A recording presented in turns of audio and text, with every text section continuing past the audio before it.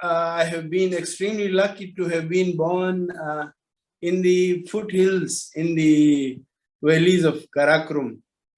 I was born in Hunza, which is a mountain valley, very famous for natural beauty. Just from your car today, if you drive up the Karakoram highway, we are lucky to see more than 24 mountains that are above 7,000 meters, including. I think I like to go back to my childhood when I was surrounded by these walls of mountains around me in my tiny village where I was born, very close to China border, about 25 kilometers from China and 25 kilometers from the Wakhan corridor on the west side. I used to think when I was probably 6, 7 years old, I used to, it was like a kid's curiosity. I used to think, what would be the world like beyond this mountain and that mountain? And while I was going to school, I came across the first mountaineer in my lifetime with some amazing, colorful, unbelievably huge boots and colorful dress. Later on in my life, I found out, probably I was 8 or 9 years old when I met this expedition. This was a Canadian expedition attempting Mount Ulthar, a very difficult mountain in central Hunza. They were hanging around camping, they even distributed sweets, candies, and plastic aeroplanes, toys, and stuff. Every day after school, we would pass around the camp as the kids do.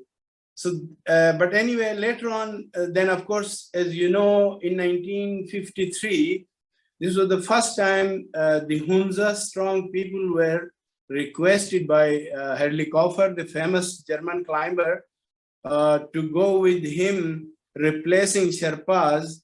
Hunza people were taken as Sherpas or high altitude porters to Nanga Parbat in 1953 when it was first climbed by Herman Bull. This was the history. Haji Beg carried Herman Bull when he came back from the summit. As you know, he had frostbitten toes and swollen feet and toes. His boots were not even fitting.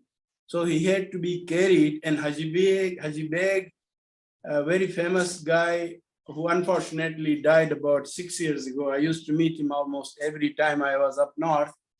He carried Herman Bull all the way down from Camp 6, the highest camp, to the base camp. I was very lucky to see an advertisement in a newspaper that the army was going on a mountain, Pakistan army, and they were looking for 2 civilian climbers. I applied and I was selected to go to a Payu. Payu is a very beautiful mountain. It was an unclimbed mountain at the time. I have sent you pictures of Payu. It's a pyramid, beautiful mountain. So we went, and to train this army expedition, a very famous American climber, Alan Steck, was invited. Alan was invited to do this, and he trained us. This was obviously, all of us were being trained. This was our first technical training. Alan, yes, I was the youngest on the team, and most crazy, without knowing that I will make it a career. I had no idea, but I was just crazy enough. So Alan encouraged me to take leads, and wherever it was easier. Of course, he was leading the hardest pitches, but I think I was given the most part of leading wherever it was possible. So that gave me as I said, on the job training opportunity, and I was lucky to lead the last hardest pitch before the summit. And I got to the summit. I was the first to reach the summit. It's a long story by you itself. As we were making the first ascent, it was all unknown. I fell down from 15 meters below the summit, but luckily Major Manzoor was holding on the rope. And that fall kind of killed the fear in me. So there was no fear. 4 from Camp 3 made another attempt all the way. We went to Camp 6 next overnight, one night, and tried to attempt, but 2 people were missing, and we were looking for them all night, and we lost the summit opportunity. Luckily, we found those 2 people. One was spending a night in a crevice because he didn't reach the camp. Other one reached the camp late at night. And then the Japanese expedition leader, Mr. Isao Shinkai, very famous expedition leader, he was the helicopter of Japan, I call him. He then called off the expedition. So we went back, but on the shoulder, 7,780 meters, all of us hugged, cried. We went on crying for hours, and I think we stopped only when we lost. We were crying for hours, and I don't think I ever remember crying so much in my entire life, because it was boiling in. We just couldn't stop it. It was just going on and on, because K2 was laughing at us as we were preparing to go down, and we were feeling so sad that we were not able to climb. We all hugged, promised to come back and climb K2 again, but unfortunately, all those 4 colleagues died on different mountains. Oh, really? So I was the only one who was carrying this promise on my shoulders. Somehow my feet are always, has been my biggest challenge to warm my feet on any mountain, but I am lucky I have still all my toes together. But other than that, I didn't have a challenge. There have been nights when we could not sleep because when the storms, I remember Nanga Parbat one night, probably that was the worst night I ever spent with 3 colleagues in the tent. All night, all of us turn by turn had to hold on to the tent frame so that it doesn't crash on us. The winds were so strong. On Nanga Parbat Rupal side, in my 28 years, that has been the most challenging night. I said, when I climb, every step is like my tasbih, it's a prayer style. And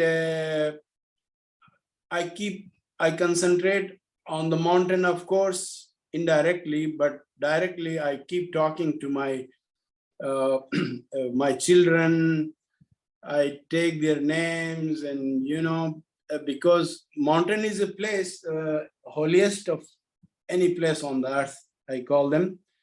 And whenever I go to mountain, it's kind of a pilgrimage to me, like Mecca would be for a Muslim.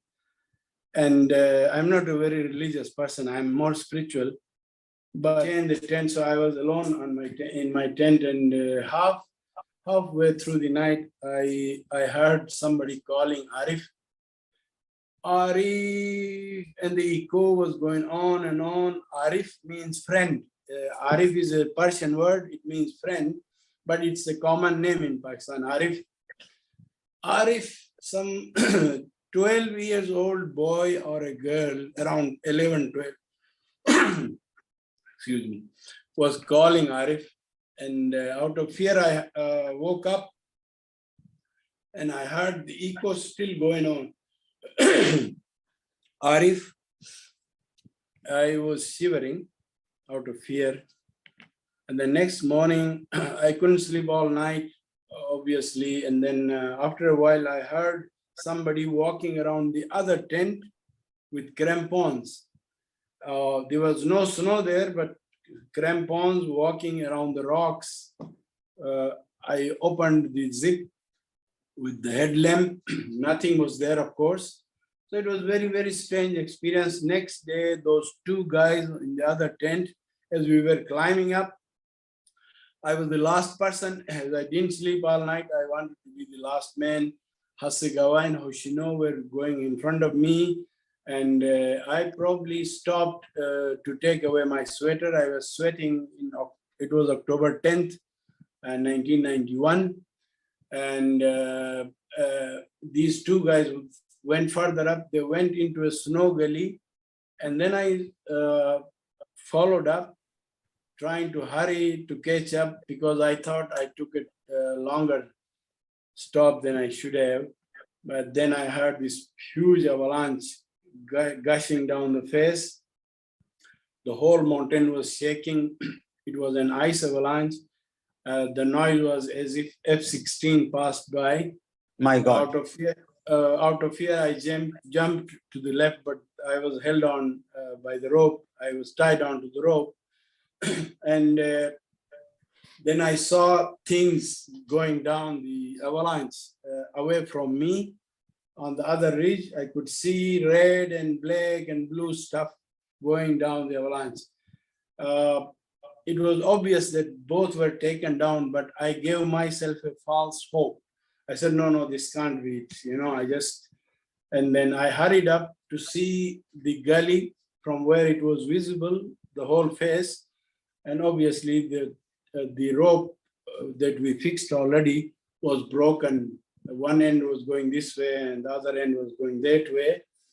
And for a moment, I said, bloody hell, I was supposed to be in between because I started in between from the last camp. If I didn't stop, I would be another one.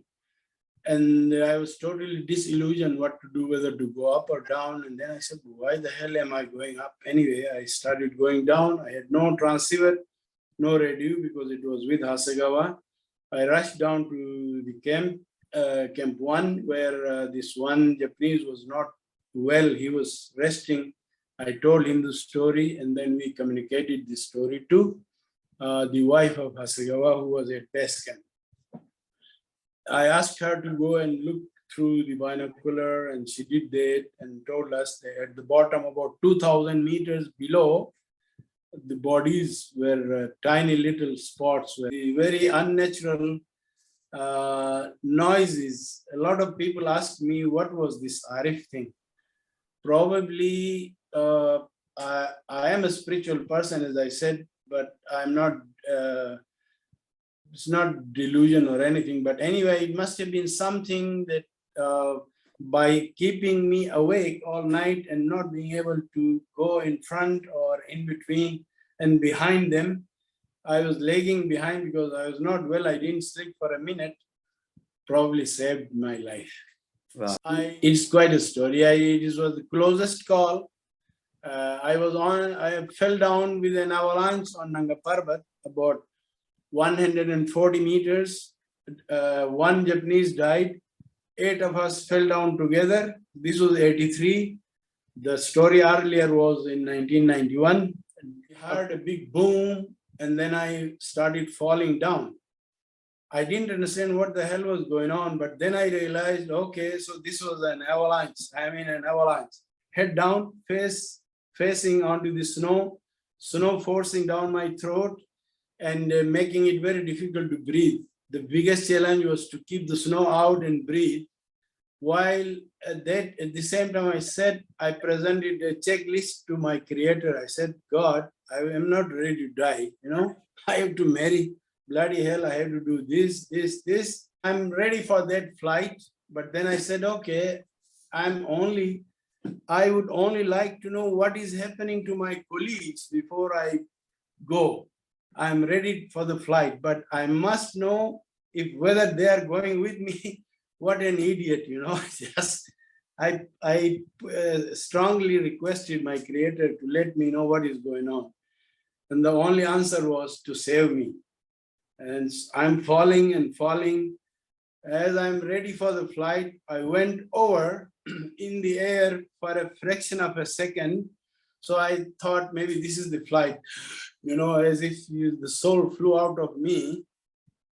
And then I'm back on the face again. What the hell is going on? I'm falling on the snow. And then again, ready for the flight, same question. But then I realized I slowed down and stopped. And then I heard Dr. Arai behind me, dragging me up out of the snow. From my face was still in the snow. He said, Nazir, don't move. We are falling again. And as I stood up, I looked up to see everyone all over the face. We dug around we found some old broken packets of food by another Polish expedition 7 years ago, My God. 1975. So we dug around and we found some packets half eaten by crows and ravens. And Sher Khan says, hey guys, I have cooked vegetable a la cube for you. Bloody hell. Luckily, I didn't eat enough. And in the morning, as we were preparing to go up, I saw Mesnard throwing up from this window and Sher Khan from the other. I went out, as the youngest person, there was no enough space, so I went outside to put on my boots, and I saw them throwing up. Mesner went on throwing 8 times, even on the summit, he was throwing up, poor guy. But the bugger was going ahead of us all the time with all this health situation. But anyway.